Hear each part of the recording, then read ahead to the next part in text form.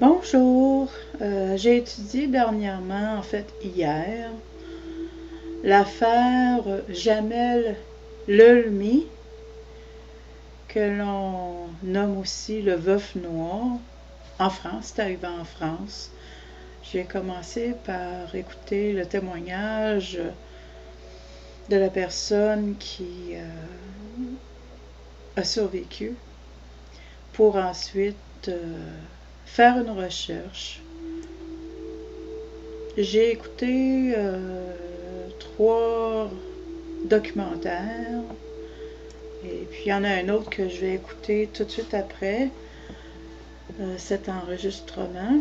J'ai un problème essentiel qui est la fatigue chronique parce que j'ai délai avec des gens sans le vouloir. Quand j'étais plus jeune, surtout quand il s'agissait de mon propre père, j'ai dealé avec des gens qui étaient plutôt dangereux. Donc, j'ai une fatigue chronique qui découle de ça. Bon, assez parlé de moi. Alors, c'est bizarre comme histoire. Alors, je lis mon commentaire, puis je vais commenter par la suite. C'est bizarre comme histoire, mais chose certaine, un homme qui pratique un sport dangereux, ce sport-là en question, il permet tous les coups. Il est illégal en France, en tout cas l'endroit où il habitait, là, puisqu'il est en prison maintenant. Alors, non seulement il était illégal, mais il était aussi dangereux, parce que c'est un sport qui permet tous les coups. Vraiment tous les coups possibles. Sans oublier de faire presque évanouir un étudiant en entourant son bras, en exerçant une pression. Ce que je crois, bien entendu, parce qu'il y avait eu un argument avec un étudiant, ok? Et puis il l'a fait presque évanouir parce que, bon, l'étudiant disait, en tout cas, il le mettait en question, puis le professeur n'a pas aimé ça, fait qu'il a dit, ben, viens, je vais te faire une démonstration. Fait que, il a entouré à son bras le cou de l'étudiant en exerçant une pression, ce qui, je crois, bien entendu, n'est pas bénin du tout, et qui, de plus, est totalement hors de son histoire avec les femmes, t'sais? Parce que son histoire avec les femmes, bon, ben, il y a des choses qui...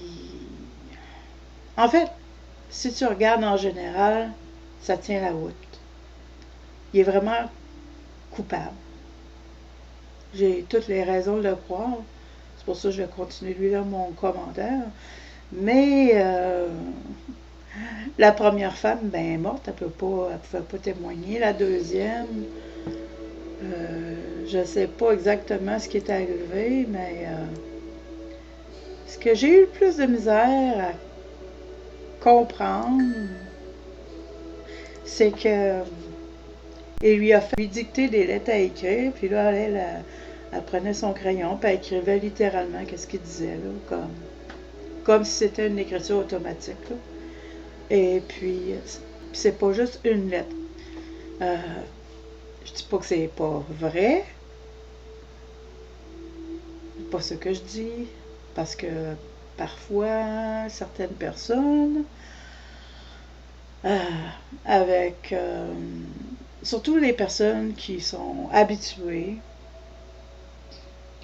d'être victimes de ce genre d'individus, ok, peuvent avoir des comportements très naïfs. J'ai pas préparé le pourquoi ça peut arriver, mais il y a une question que parfois on peut aller dans la dissociation parce qu'on souffre trop, ok. Parfois aussi, on en vient à sympathiser avec l'abuseur.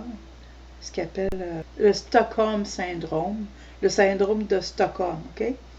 Fait que le syndrome de Stockholm pourrait expliquer qu'elle aurait fait ça. OK?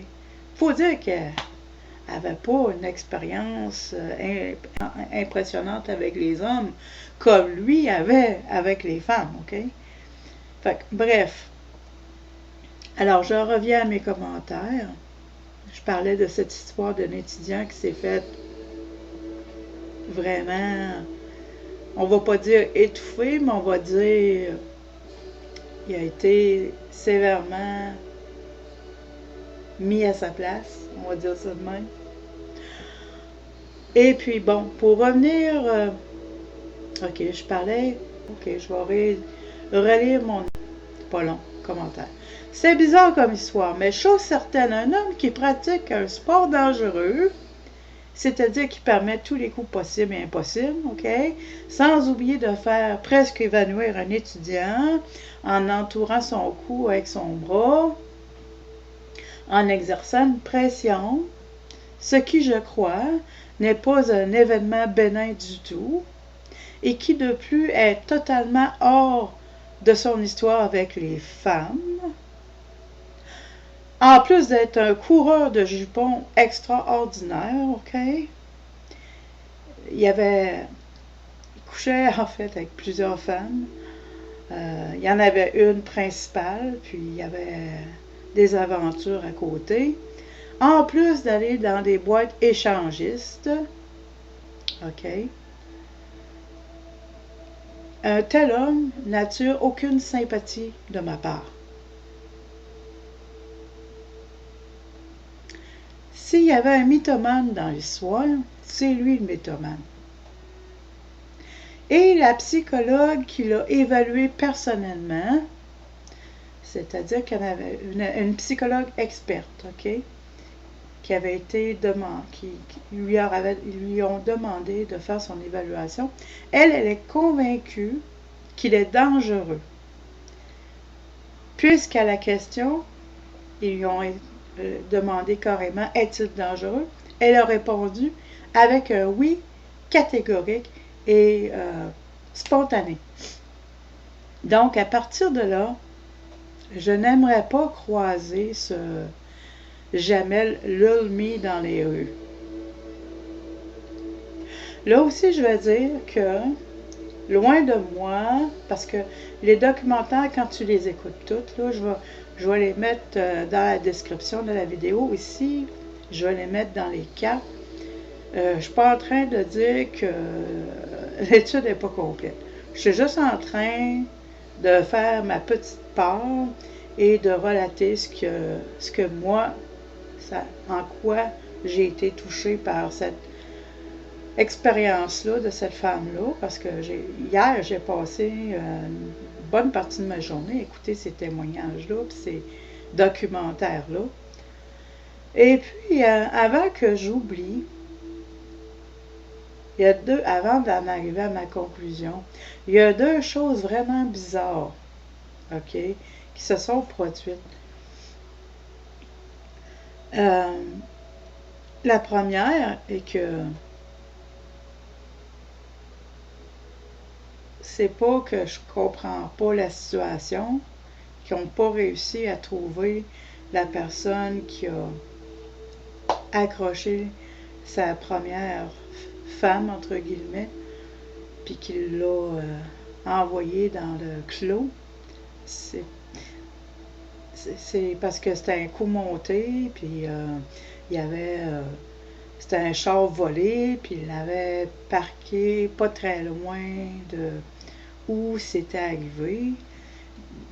Et puis d'habitude, quelqu'un qui est de cette nature-là va plutôt aller très loin pour ne pas être repéré. Mais la voiture a été parquée pas loin de la scène pour que justement les enquêteurs le retrouvent. Fait que je me questionne pas à savoir pourquoi les enquêteurs l'ont pas trouvé. Je me questionne plutôt parce que Jamel Lelmi, il n'a pas agi tout seul dans son histoire. C'est ça que j'essaie de dire. Il n'y a pas... Ce que je comprends de la situation, de l'histoire, c'est que c'était lui qui manigançait tout derrière, OK? Mais qu'il n'y avait pas...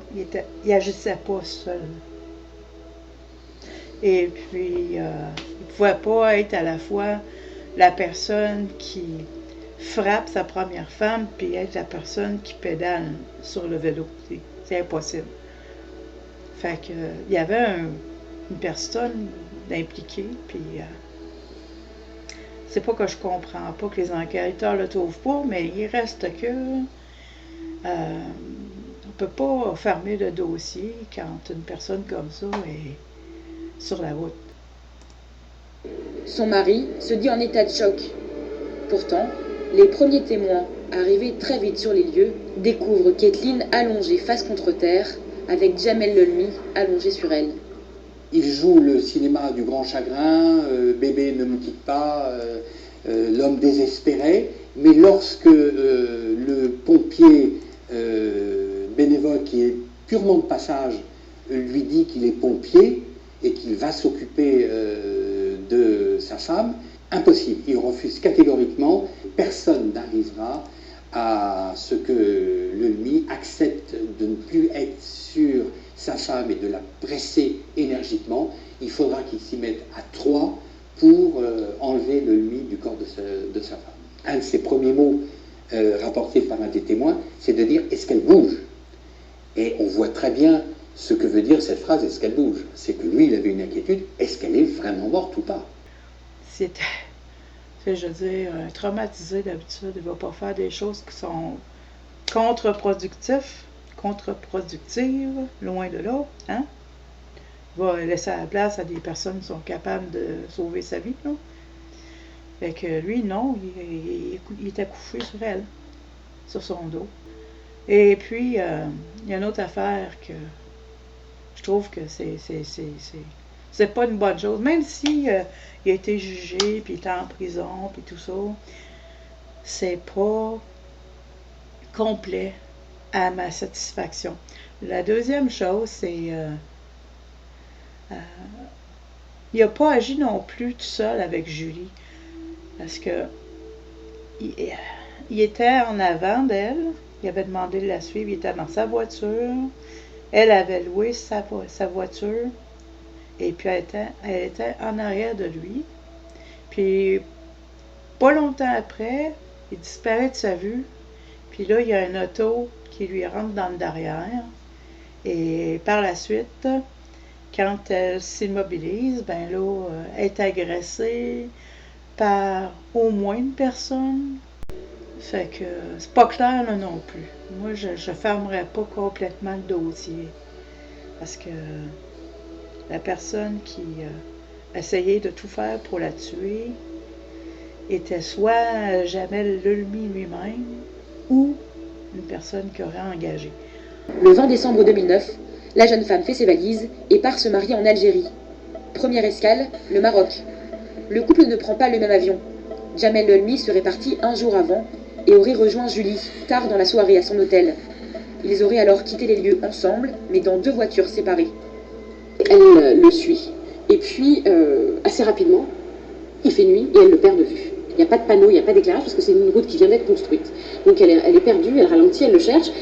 Et rapidement, une voiture arrive derrière elle, donc les phares allumés, elle est poussée par cette voiture, elle panique, elle sort de la route. Quand sa voiture s'immobilise, elle explique que 2 hommes ouvrent ses portes, l'un par la porte passager lui attrape les bras, alors que l'autre, par la porte conducteur, lui arrache les cheveux, lui met la tête dans le volant et la frappe au niveau des cervicales. Julie est persuadée que Jamel était à ce moment-là l'un des auteurs des coups violents. Pour moi, il pensait qu'il était mort, puisque quand mes cervicales ont craqué, je pense qu'il a entendu ce bruit, puisque j'ai perdu connaissance après. Donc je pense réellement que pour lui, j'étais morte. Donc c'est ce qui l'a fait, je pense, fuir. L'état de Julie est critique. La moelle épinière est touchée, elle a plusieurs cervicales brisées et des hématomes sur tout le corps. Ses parents sont immédiatement prévenus et se rendent sur place. De l'enquête qui est venue, Patrick, son prénom est Patrick, Et puis cet homme-là, c'était pas un ange, loin de là. Il était quand même... Il y avait quand même... ce que je me rappelle, je vais dire de ce que je me rappelle, il y avait au moins une maîtresse en plus d'avoir sa femme. Fait que moi, un homme ou une femme qui fait ça, pour moi, c'est pas un ange. Et puis... mais il reste que... OK, il y avait une dette envers Jamel Lelmi, OK? Et puis là, Jamel Lelmi lui a dit, là, ce que tu vas faire, c'est que tu vas choisir entre ta femme puis ta maîtresse, puis tu vas en éliminer une des deux. Mais avant de l'éliminer, tu vas contracter des assurances décès pour obtenir un certain montant. Et puis, tu vas en éliminer une des deux, et puis tu vas être en mesure à ce moment-là de me rembourser facilement. Fait que, le fait que Jamel Lelmi lui a suggéré ça, eh bien, c'est ça. Fait que malgré que Patrick n'était pas un ange, il était quand même pas... il n'allait pas aussi bas que Jamel Lelmi, OK? Puis, aussi, la dernière femme qui a été interrogée, qui se trouve à être une personne qui a souffert d'un accident et qui a, en quelque sorte, parce que c'était un accident à la tête, je ne me rappelle pas des détails exactement, un accident de la route, était assez jeune, et puis ça l'a affecté d'une certaine façon. Ça faisait en sorte que c'est une personne plutôt spontanée et qui n'a pas de filtre. Et puis, les personnes qui évaluaient la situation à savoir s'ils étaient coupables ou non coupables, ils s'en sont rendus compte. Fait que c'était intéressant aussi que finalement, ils aient trouvé cette femme-là. Non, c'est plutôt elle qui est... C'est peu. Je sais pas si c'est... En tout cas, soit qu'ils l'ont trouvée, soit qu'elle est allée porter plainte, je me rappelle plus. Mais c'était vraiment intéressant qu'elle ait trouvé cette personne-là. Deux femmes, deux victimes, le même mode opératoire. Début août 2010, Jamel Lelmi est interpellée par les forces de l'ordre. Les enquêteurs découvrent alors l'existence d'une troisième femme. Elle a accepté de témoigner, mais à visage caché. Cette vendeuse dans le prêt-à-porter rencontre Jamel Lelmi en mai 2010 et tombe rapidement sous son charme. C'est un beau garçon. Il m'a offert beaucoup de petits cadeaux, dont un portable, et il m'avait donné aussi de l'argent. Moi, il m'a jamais fait du mal. Naïve et vulnérable, elle signe elle aussi des assurances décès. Et il m'a fait remplir des papiers. Sur sa dictée, il me faisait les brouillons. Il ne touchait pas les papiers. Moi, je cochais tout le temps, oui, non, sans lire. Je faisais confiance. Tout comme Kathleen et Julie, le couple s'apprêtait lui aussi à faire un voyage. Ils m'ont dit qu'il fallait que je quitte mon boulot, qu'ils m'emmèneraient en voyage entre le Maroc et l'Algérie.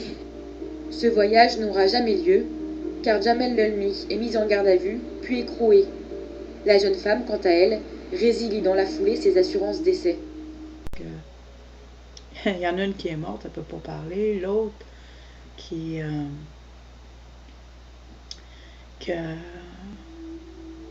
sais, je veux dire aussi, puis il faut aussi dire que par où elle est passée. Puis aussi, elle était beaucoup en douleur hein, quand elle est allée la personne qui a témoigné, Julie, était beaucoup en douleur quand elle est allée témoigner. Hein. Je dis pas là que ça explique tout. En plus que je parlais tantôt du syndrome de... Je te dis pas là qu'elle avait le syndrome de Stockholm, OK? Je fais juste rapporter ça comme une hypothèse intéressante, OK? Qui pourrait expliquer pourquoi est-ce qu'elle a écrit ces lettres-là dictées par lui. OK? En plus que, tu sais, elle n'avait pas énormément... Elle était quand même jeune, je veux dire, elle avait quoi, à peu près 26 ans? Fait que ça peut expliquer d'une certaine façon. Tu sais, quand tu es en douleur, là, tu vas peut-être répondre de façon plus simple. Hein? tu vas peut-être pas extrapoler en long, en large. Puis, malheureusement, ah oui, il y a une autre affaire. Tu sais, quand ils ont fait jouer les acteurs pour la mort de sa première femme, et sa première femme était allongée dans le fossé. Ah oui, puis elle n'avait pas grand-chose, physiquement parlant, cette femme-là. D'après ce que la mère témoignait, elle avait comme juste une égratignure, quelque chose de même. Elle n'avait pas grand-chose finalement, malgré qu'elle s'est ramassée dans le fossé. La jeune femme, inconsciente, est transportée à l'hôpital. Quand sa mère la rejoint quelques heures plus tard, on lui annonce que Kathleen est entre la vie et la mort. Je m'attendais à voir ma fille défigurée, déformée. Je me dis, oui, le choc, elle l'a pris sur le pare-brise. Et là, je rentre et je vois ma fille qui dormait, branchée, mais belle, trop belle. Et donc, avec monsieur Lelmy qui était à ses côtés, à côté du lit. Là, c'est dur. Là, c'est encore difficile parce que ce garçon, je ne le connais pas, je ne l'ai jamais vu, moi. Kathleen décède après 6 jours de coma. À l'époque, l'enquête conclut à un accident de circulation avec délit de fuite. Jamel Lelmy empoche plus d'1 million d'euros d'assurance décès de sa femme. La mère de Kathleen suspecte son gendre d'assassinat et se décide à porter plainte l'été 2010.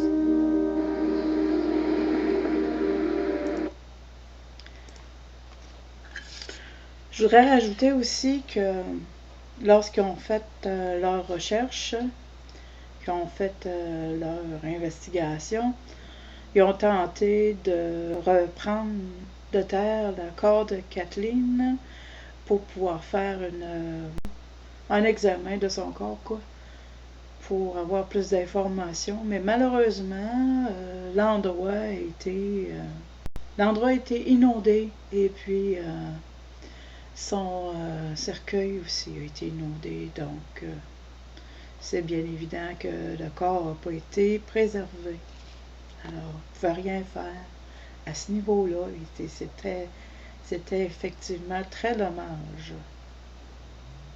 Puis là, il était allongé sur son ventre. Et puis, lui, qu'est-ce qu'il a fait? Il est allé s'allonger par-dessus elle. Mais en étant sur son ventre, sa face était vers la terre. Puis lui, il s'est allongé par-dessus elle, de tout son corps. Puis il était pas mal plus pesant qu'elle. Pas mal plus imposant qu'elle. Alors, une hypothèse intéressante qui a été relevée dans un de ces documentaires-là, c'est qu'il aurait peut-être étouffé.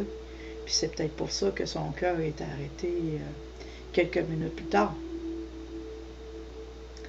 Fait que peut-être que sa première femme est morte étouffée. Fait que ça m'avait touché pas mal aussi. Alors, moi je dis pour conclure, le témoignage des femmes ainsi que ceux qui sont hors de l'histoire de ces femmes impliquées coïncident. Parce que j'ai parlé d'étudiants, puis j'ai parlé de Patrick, puis j'ai parlé que c'était un extra. Jamel Lelmy, c'était un extra coureur de jupons, très expérimenté. Il se cachait pas, il disait qu'il était un Casanova. Donc, pour conclure, le témoignage des femmes ainsi que ceux qui sont hors de l'histoire de ces femmes impliquées coïncident, ce qui ne signifie pas que l'histoire ne contient pas quelques trous, mais d'aucune façon je permettrais à Lelmy de les utiliser à son avantage. Et c'est exactement ce qu'ils ont fait quand ils ont fait l'enquête et puis quand ils ont évalué son cas. Ils l'ont pas laissé ils n'ont pas laissé les utiliser à son avantage. Moi, je dis pas que c'est nécessairement des mensonges, OK? Mais le plus grand menteur, donc je dis et je répète encore, c'est parce qu'il y avait un documentaire qui parlait de mensonges, OK? Mais moi, j'avais juste relevé ça, mais je suis pas d'accord avec ça. À cause que j'ai parlé tantôt du syndrome de Stockholm. Donc, alors il y avait des incongruences, je dois dire. C'est ce que je crois. Mais le grand menteur, c'est Lulmy, sans compter qu'il est définitivement dangereux. Hein? Même un gars comme Patrick a comparé, Patrick, c'est un ange. Il ne faut pas oublier qu'il a mis un adolescent à sa place, entre guillemets, en l'étouffant d'une certaine façon, et que ce dernier, après qu'est-ce qui est arrivé, a dormi le reste du cours afin de récupérer. Parce qu'il ne faut pas faire autrement. Il était épuisé. Fait que le reste du cours, il s'est mis à récupérer en dormant sur son pupitre. Fait que c'est quand même important à souligner. Encore une fois, mon but, c'est d'apporter à ton attention l'affaire Jamel Lulmy de mon point de vue. Et non parce que je pense, tu sais, parce que déjà, là, ils ont fait un travail extraordinaire. Je vais donner toutes les informations dans la description de la vidéo, ainsi que dans les cartes. Mais encore une fois, j'ai des points d'interrogation, moi, à savoir qu'est-ce qui s'est passé avec celui qui a frappé sa première femme en vélo.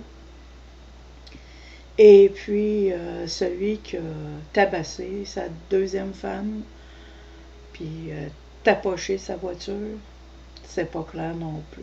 Alors voilà, parce que il n'a pas agi seul complètement, c'est pas possible. Un mois s'est écoulé depuis le début du procès, c'est le jour du verdict. Dans le tribunal, l'attente est interminable pour Julie et pour Brigitte, la mère de Kathleen. Souvent, j'ai pensé à ma fille. J'espère que là où elle est,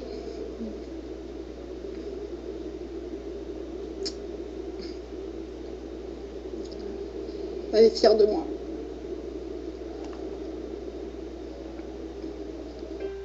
Le verdict tombe enfin.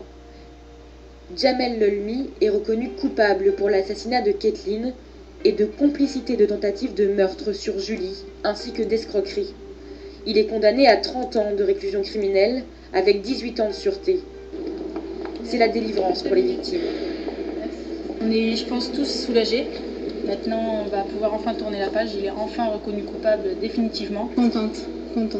Contente que la cour d'assises d'appel de Paris ait bien maintenu le premier verdict, avec en plus 3 ans de plus de sûreté. Donc ça, pour moi, c'est un grand soulagement pour Kathleen, pour elle. 3 jours après la fin du procès, Jamel Lulmy a déposé un pourvoi en cassation dans l'espoir d'être rejugé une 3e fois. En attendant, il reste derrière les barreaux.